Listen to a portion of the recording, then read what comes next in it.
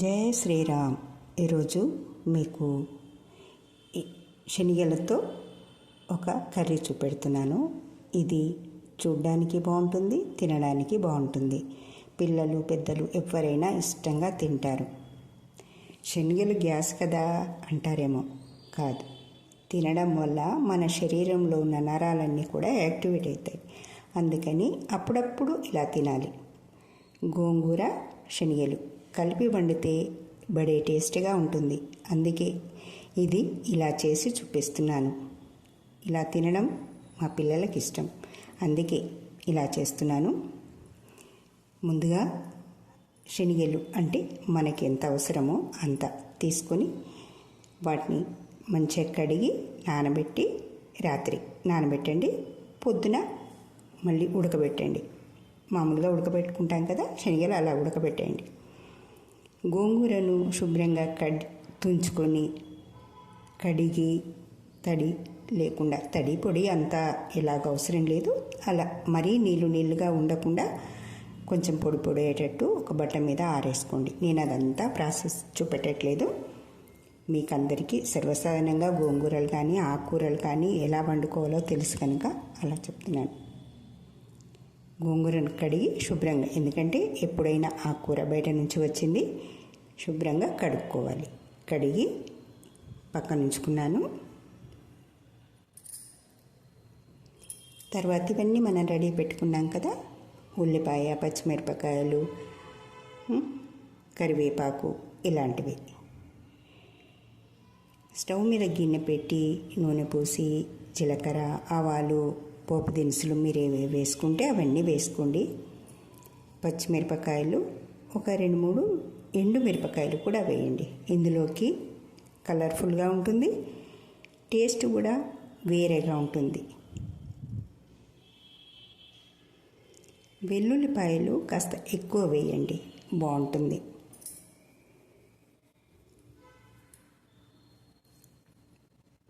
నేను ఉల్లిపాయ వేయలేదు ఇందులో, మీరు ఇష్టం ఉంటే వేసుకోండి. ఎందుకంటే నాకు ఇందులో ఉల్లిపాయ అంతగా అంటే చాలామంది తింటారు, దీంట్లో నేను ఉల్లిపాయ వేయట్లేదు. మీరు వేసుకుంటే వేసుకోండి, వెల్లుల్లి మాత్రమే వేశాను.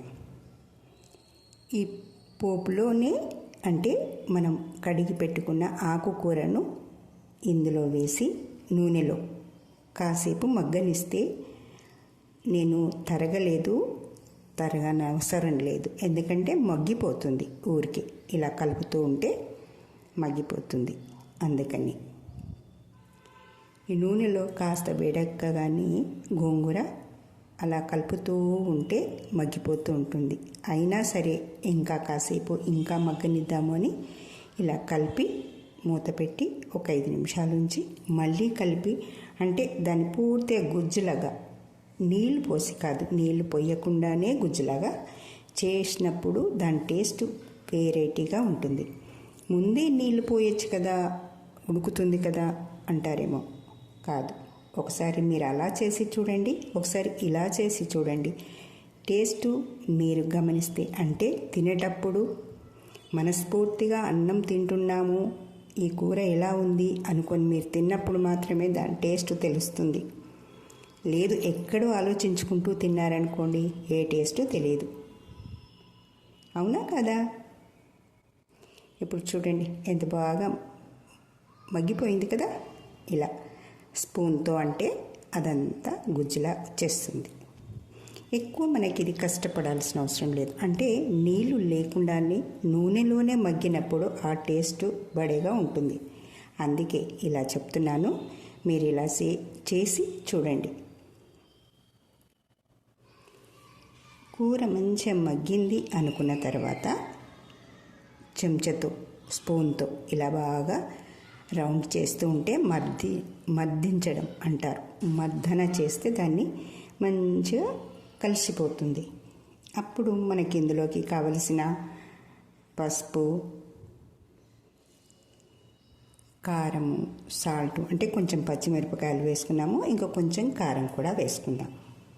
ఎక్కువ కాదు, మనం తినేదాన్ని బట్టి, అంటే అది పులుపు కదా అందుకు.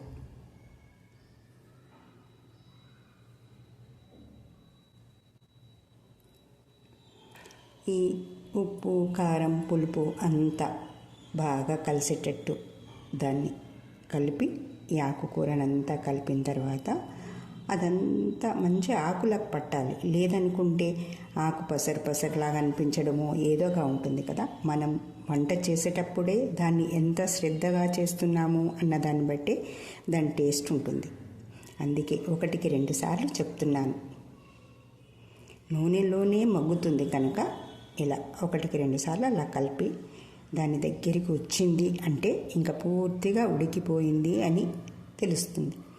అప్పుడు మాత్రమే ఈ శనగలను అంటే ఉడకబెట్టి వార్చేసుకొని ఇందులో వేసేసుకుందాం.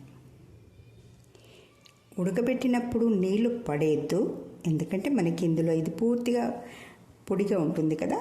అప్పుడు ఆ నీళ్ళు ఇందులో వేద్దాం. ఒక చిన్న గిన్నెలోకి వంపుకోండి. ఆ నీళ్లు వంపిన నీళ్లు ఇప్పుడు ఇది బాగా కలిపిన తర్వాత ఆ నీళ్లు కూడా పోసి 1-2 నిమిషాలు ఉడకనిద్దాం. ఎందుకు వేస్ట్ చేయొద్దు. మనం ఇందులో ఆ నీళ్లు పారబోసి ఇందులో వేరే నీళ్లు వేస్తే ఆ టేస్ట్ వేరుగా ఉంటుంది. మళ్ళీ శనగలు ఉడకబెట్టిన నీళ్ళల్లో కూడా ఇందులోని విటమిన్స్ అన్నీ అందులోనే వెళ్ళిపోతాయి. అందుకని మనం శనగలు ఉడకబెట్టినప్పుడు నీళ్లు వేస్ట్ చేయొద్దు. అలా అని ఎక్కువ పోసుకోవద్దు. మనకు సరిపోయేనే పోసుకుంటాంకా ఎప్పుడైనా. ఇప్పుడు ఈ కర్రీకి ఆ నీళ్ళు చాలు, ఎందుకంటే ఇది ఆకుకూర మంచిగా ఉడికిపోయింది, మగ్గిపోయింది. అందుకని జస్ట్ ఈ శనగలు కూడా ఉడికినాయే కనుక 1-2 నిమిషాలు ఇలా తుకతుకలాడితే చాలు. ఉప్పు కారం అంతా శనగలకు పడుతుంది. అందుకే కాసేపు 5 నిమిషాలు ఇలా చూడండి ఎలా ఉంది. బాగుంది కదా. మీరు కూడా చేసుకోండి, తినండి. మీకు ఎలా కుదిరిందో నాకు కామెంట్ చేయండి.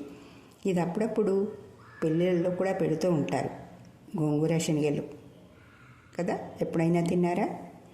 వాళ్ళు ఎలా చేస్తారో మీకు ఆ టేస్ట్ ఎలా ఉందో, ఇలా చేసి ఈ టేస్ట్ ఎలా ఉందో నాకు కామెంట్ చేయండి. ఓకే ఫ్రెండ్స్, నా ఛానల్ చూస్తున్నందుకు థ్యాంక్ యూ. సబ్స్క్రైబ్ చేసుకున్నందుకు థ్యాంక్ యూ. ఎప్పుడు ఇలా నన్ను ఆదరిస్తున్నందుకు థ్యాంక్ యూ. ఈసారి ఇలా ఎలా అనేది నేను ఇంకొక వీడియో చేస్తున్నాను. శ్రావణ మాసం వస్తుంది కదా. శ్రావణ మాసంలో వేస్ట్ కాకుండా మనం తాంబూలానికి ఇవ్వడానికి ఎలా అనేది ఒక వీడియో పెడుతున్నాను, చూడండి. ఇప్పటికీ ఈ కూర అంటే ఈ గోంగూర శనగలు మీకు చేసుకొని తిని ఎలా కుదిరిందో నాకు కామెంట్ చేయండి. మళ్ళీ కలుద్దాం ఇంకో వీడియోతో.